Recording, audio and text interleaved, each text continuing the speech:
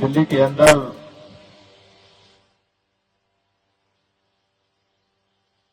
प्रदूषण की समस्या से निपटने के लिए जब से दिल्ली में अरविंद केजरीवाल जी की सरकार बनी, दिल्ली की जनता के साथ मिलकर के सरकार ने लगातार काम करना शुरू किया और हमें इस बात की खुशी है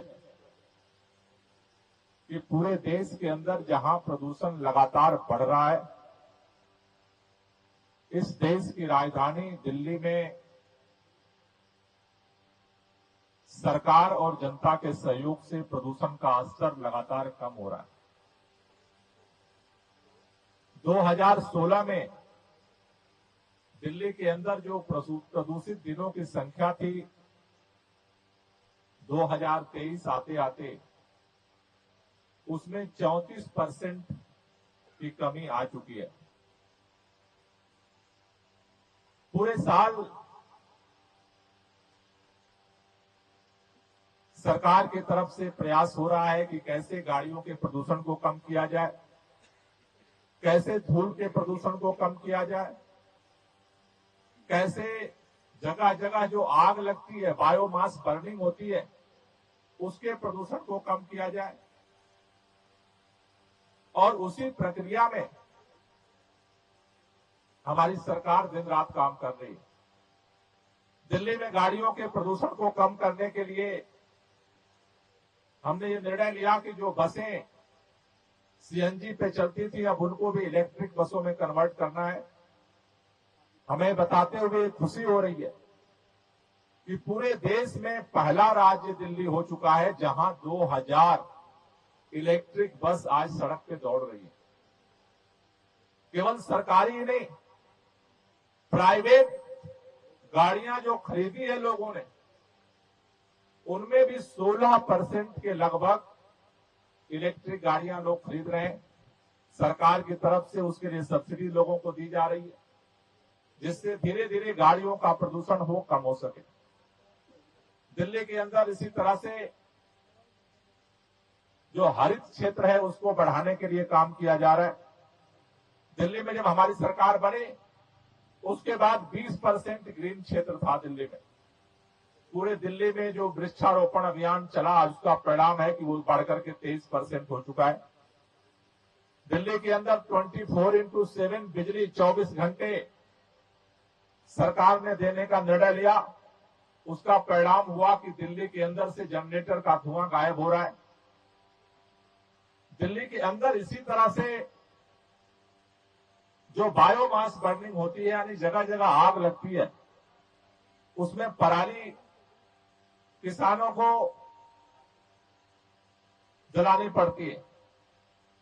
दिल्ली में वैसे तो अब पराली बहुत कम जलती है, लेकिन इसका समाधान क्या हो, इसके लिए दिल्ली ने अभियान शुरू किया पूसा इंस्टीट्यूट के साथ मिलकर के, और हमने पराली को गलाने के लिए सरकार की तरफ से निःशुल्क किसानों के खेतों में पूसा बायो डीकंपोजर का छिड़काव करना शुरू किया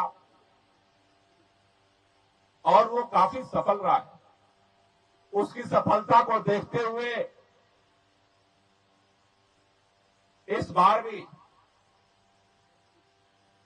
नरेगा विधानसभा क्षेत्र से आज इस पल्ला गांव से हम बायो डीकंपोजर की छिड़काव की शुरुआत कर रहे हैं। क्योंकि दिल्ली के अंदर खेती तो नरेगा से लेकर के नजफगढ़ तक होती है, लेकिन सबसे अगली खेती जहां पर किसान पहले धान की रुपाई करके और पहली खेती करता है, वो नरेगा का क्षेत्र है, नॉर्थ क्षेत्र है। इसलिए हर बार हम शुरुआत जो है नरेगा करने आते हैं, और ये जो शुरुआत यहां से होती है, धीरे धीरे नरेला, बवाना, मुंडका होते हुए नजफगढ़ तक वो पहुंच जाता है। जिस क्षेत्र में जहां जैसे जैसे धान की कटाई होती जाएगी, वहां पर बायो डीकंपोजर का छिड़काव होगा। 11 टीमें इसके लिए बनाई गई हैं, अलग अलग डिस्ट्रिक्ट में, अलग अलग एरियाज में। जो पहले इन्होंने सर्वे का काम किया किसानों के पास जाकर के कि कौन कौन बायो डीकंपोजर का छिड़काव करना चाहता है, और अब उन्हीं टीमों के नेतृत्व में धीरे धीरे पूरे दिल्ली के अंदर लगभग 5000 एकड़ जमीन पर बायो डिकम्पोजर का छिड़काव होगा, जिससे पराली का जो पोल्यूशन है उसको भी हर साल की तरह दिल्ली में हम जीरो कर सकें।